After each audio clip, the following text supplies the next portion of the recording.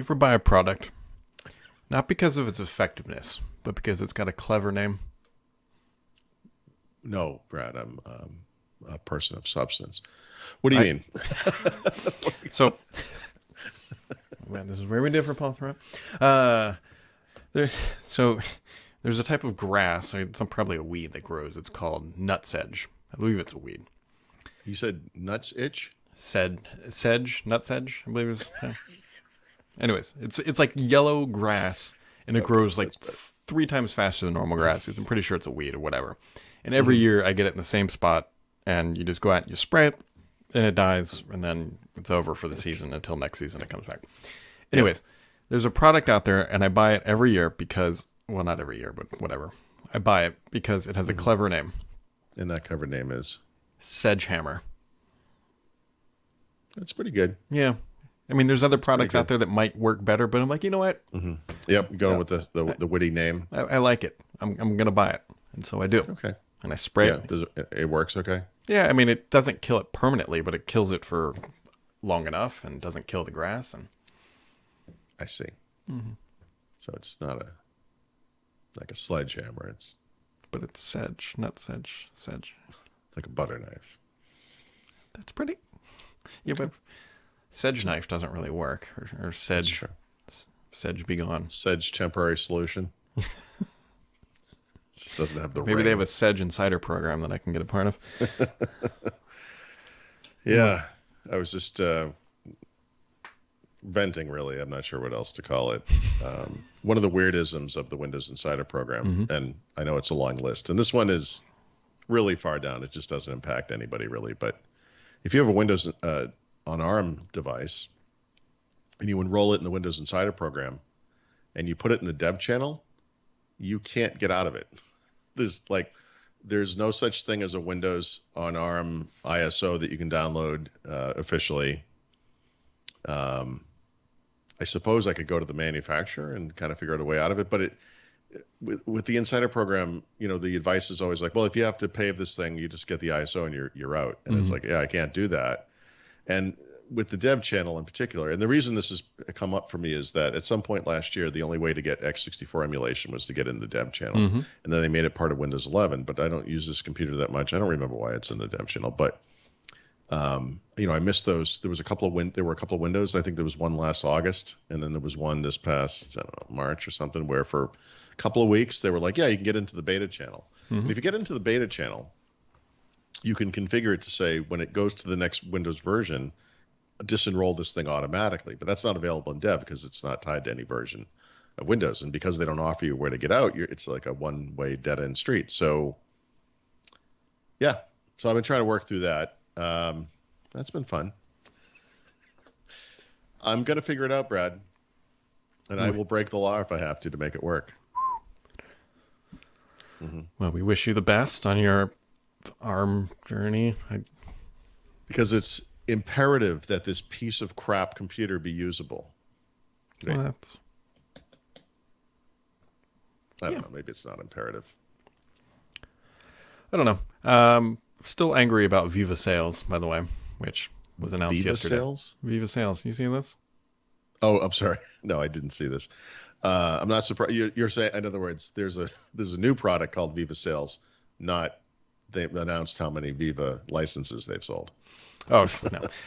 No, and this is it. Microsoft yesterday announced Viva Sales, which is not related to Viva, the little internal analytics thing that you get an email from. Well, I was going to say, what does this have to do with employee onboarding? Or whatever? Nothing, Paul Thurrott. It doesn't. All right, so please explain. What is Viva Sales? I don't even. It integrates with CRM apps for not just Microsoft's, and then it can come into Teams. But it's why didn't they call it Dynamic Sales? Why didn't they come up with a new name? Paul, I don't know. This is the wrong name for this product. It's a terrible name for a product that's not related to the other thing called Viva. What? Okay. I don't understand how these relate. They don't, Paul. I didn't even see this announcement, so I'm just looking at this for the first time. It does say that Viva Sales builds on Microsoft Viva, which launched last year.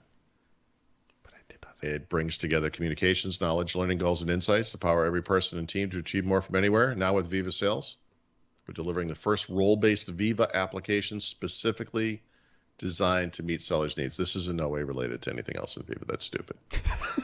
Like they start off like, oh, maybe. Nope. There was got to be something in there. Nope. If you parse out all the things that explain what Microsoft Viva is, you're left with a couple of short sentences that in no way relate to one another. So, yeah. Okay. I wasn't aware of this. Yeah, I will choose to ignore it. Yeah, it's stupid. That's too bad. Branding is hard, in Microsoft. I think we can agree they have a blind spot when it comes to branding.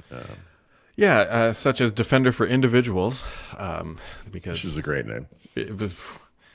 I just saw my tweet yesterday. Quick poll: which product line has more products, Outlook or Defender? Ooh, right. It's a tough one. Ooh. It's really kind of a rhetorical question. I don't know the answer. Yeah.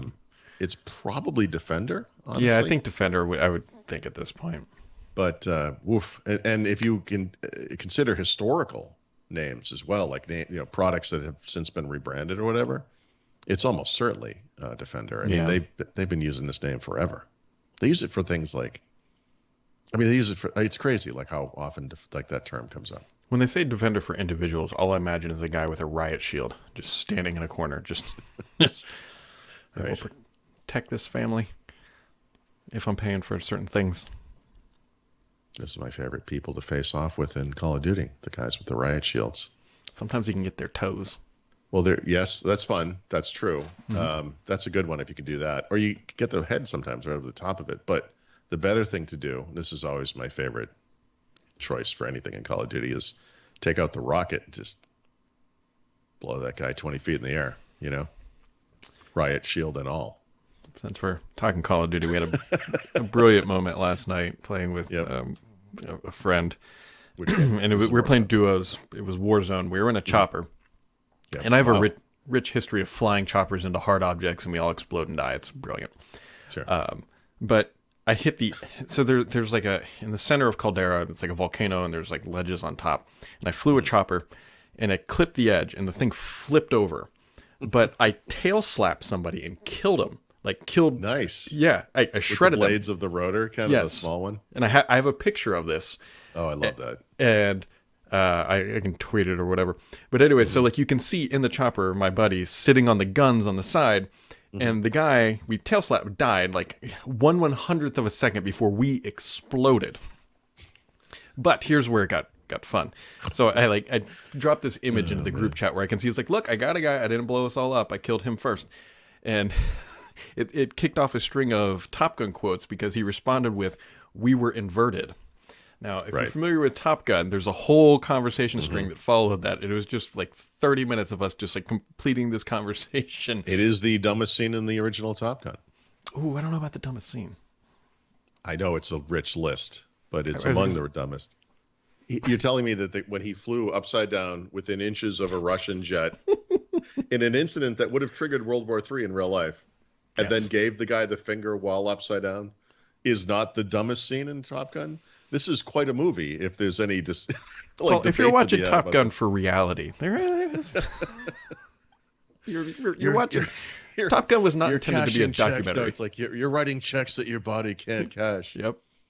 Oh God, give it a rest. It was a good photo. God, the '80s were so horrific, and I love them so much. There's a lot of bad scenes in that movie, but Paul, nobody watches Top Gun because it's a documentary. They watch it because just like every story you tell in your head, you're the hero, and like that is what it is, and that's what that movie is.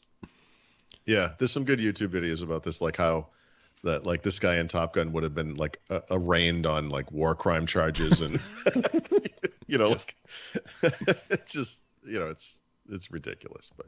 Oh, it is. But at least you get to hear that song like 180 times because they really, I don't know if I said this on a show or just to you, but like there were 3 songs that play continuously in this movie, just 3. And if you look at the soundtrack, there's like 20 songs, but you only hear 3 songs. Yeah, Danger Zone. Not counting the song they sing. 3 songs of Danger Zone, some Harold Faltermeyer thing that sounds like it came from Beverly Hills Cop because all of his music sounds exactly the same. And then You Took My Breath Away, or You Take My Breath Away by Berlin, the slow song. That's it. That's the whole movie. I mean, I know there's a song where they sing the Righteous Brothers. Great song, Balls of but, Fire. That's in there. Yeah, sure. But that one's not. That's them playing the song. That's not really. That's what I mean. It's not the same. Yeah, it's not the same.